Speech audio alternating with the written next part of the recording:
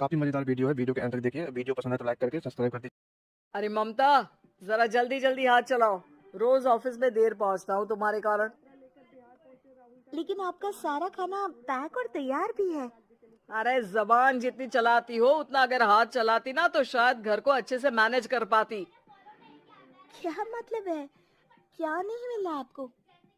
मुझे मुझे कौन देगा? ममता भागकर पति को मोजे देती है। वो हर किसी का ख्याल रखती, लेकिन उसके घर में रोज का रोना लगा रहता। अरे माँ, स्कूल में टीचर ने मुझे फीस के लिए डांटा। माँ, मुझे अच्छा नहीं लगता कि स्कूल में फीस के पैसों के लिए मुझे कोई भी बात सुनाए। अरे पर बेटा, ये तो पापा करते हैं ना, सारा ऑनलाइन। मुझे तो इसकी जानकारी भी नहीं है। हाँ हाँ, बना लो बच्चों के सामने मुझे बुरा। अरे कहता तो मैं ही हूँ, माना, लेकिन मुझे कोई सपना थोड़ी ना आएगा कि बच्चों की फीस जमा करनी है। अरे बताओगी तो तुम ही ना। ममता की अब ये आदत में शुमार हो चुका था। वो हमेशा हर बात के लिए खुद को ही दोषी मानती। एक दिन वो पड़ोस की दोस्त से कहती है, समझ नहीं आता यार, मैं इतनी डम कैसे हो सकती हूँ। बात तो सही भी है ना। अब पति बेचारा नौकरी करे, पैसे कमाए, या फिर ये देखे कि बच्चों की फीस का वक्त है। क्या करूँ यार। पता नहीं, मेरे पति तो सारा काम खुद ही करते हैं। वो तो कहते हैं कि तुम थक जाती होगी, सारा दिन घर बाहर बच्चे। तो अच्छा, ऐसे भी पति होते हैं क्या? अरे क्या बात कर रही है? भाई साहब कभी तुझे किसी बात के लिए सुनाते नहीं? किसने कहा नहीं सुनाते? अरे ये पति चीज ही ऐसी होती है कि बिना पत्नी को सुनाए उन्हें चैन की नींद कहाँ आती है। तो तू भी परेशान रहती होगी कि कैसे, क्या, कब भूल गई।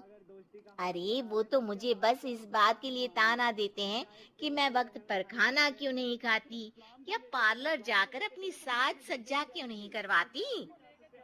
पड़ोसन बोल ही रही होती है कि ममता के बेटे की आवाज आती है। अरे माँ, क्या हो गया? लग नहीं रहा कि आज आप मुझे पानी भी देगी। अरे कब से खाने के लिए वेट कर रहा हूँ।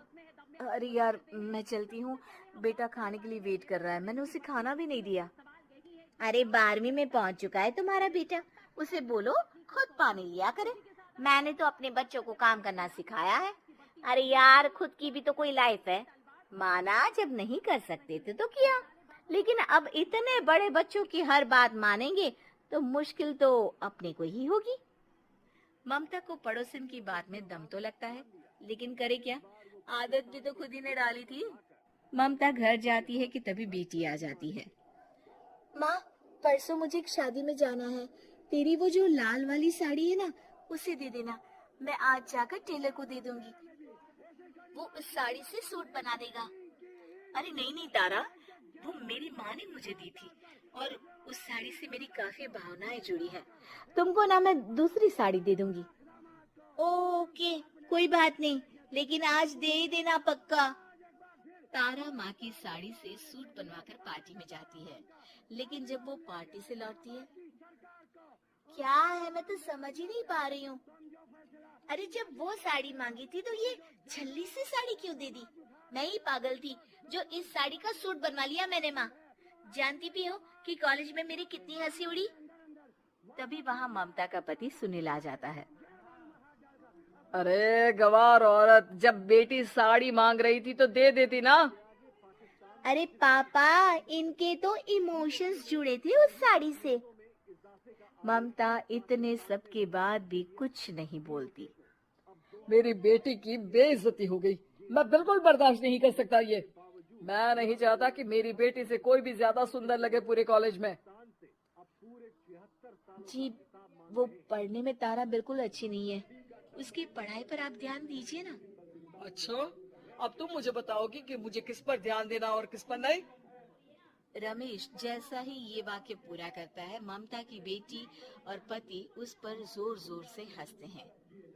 अरे ठीक है ना, पता ही नहीं चला कि कैसे वक्त इतना बीत गया। अरे कैसे पता चलेगा माँ, हम लोगों के पीछे जो तू बैताल की तरह चिपकी रहती थी, तुझे कैसे वक्त का पता चलता।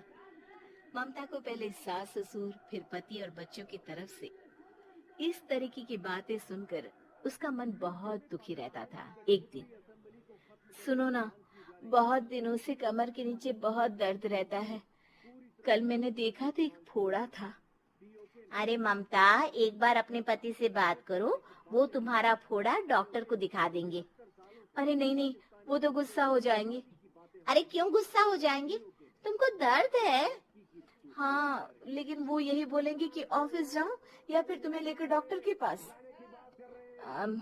तो बेटे से ही बात कर ले। अरे वो तो मैं कर लूं, लेकिन फोड़ा है ऐसी जगह कि उसे बताते मुझे शर्म आएगी। लेकिन कुछ ना कुछ तो करना जरूरी है ना। ऐसे कब तक फोड़े के दर्द से तड़पती रहेगी? अब तो सोच रही हूँ कि इनसे बात कर ही लूं, वरना दर्द के मारे कहीं मर ना जाऊं। लेकिन शाम को, ममता, क्या किया तुमने आज? खाने के डिब्बे में कैसा खाना दिया था? दाल खराब हो गई थी। कब की थी? दाल तो मैंने सुबह ही बनाई थी, खराब कैसे हो गई?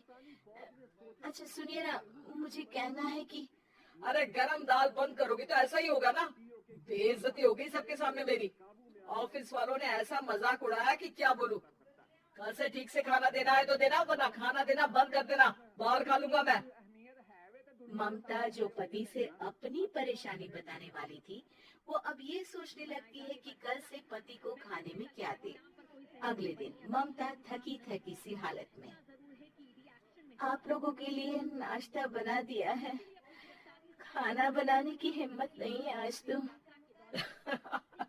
रात भर सोकर थक गई है ना, इसीलिए तो खाना नहीं बना सकती। हिम्मत नहीं हो रही है, मैं बस सोने जा रही हूँ। बस मैडम को सोने का बोल दो, फिर देखो कैसे सोती रहती है। माँ, फिर वही पराठा सब्जी। अरे हमारे साथ के दोस्त एक से बढ़कर एक नाश्ता खाना लेकर आते हैं, आप तो बस। सभी घर से निकल जाते हैं, लेकिन जब शाम को बेटा घर आता है तो घर में अंधेरा रहता है। बेटा लाइट चलाता है। क्या माँ, तुम्हारा भी जवाब नहीं है बिजली का बिल बचाने के लिए?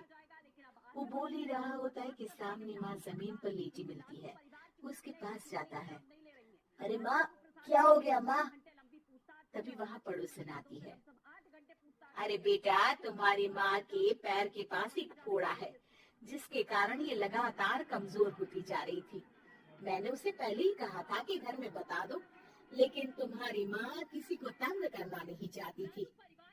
तभी वहाँ डॉक्टर आ जाता है। अरे इनके ऑर्गन में दिक्कत है, कोई बात है जो इनके मन में खटक रही है। अरे नहीं नहीं, इसके मन में कोई बात नहीं है। कोई काम है नहीं ना इसके पास, सारा दिन बस घर में ही रहती है।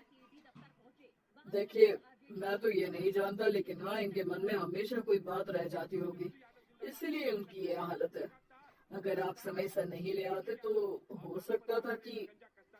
अरे नहीं नहीं डॉक्टर साहब, हम पूरी कोशिश करेंगे कि वो ठीक हो जाए।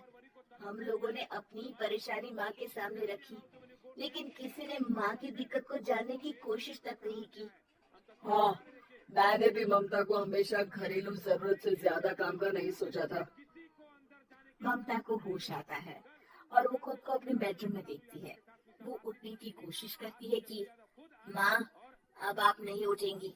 हम लोग है ना, हम लोग आपको पूरी तरह से खुश रखने की कोशिश करेंगे।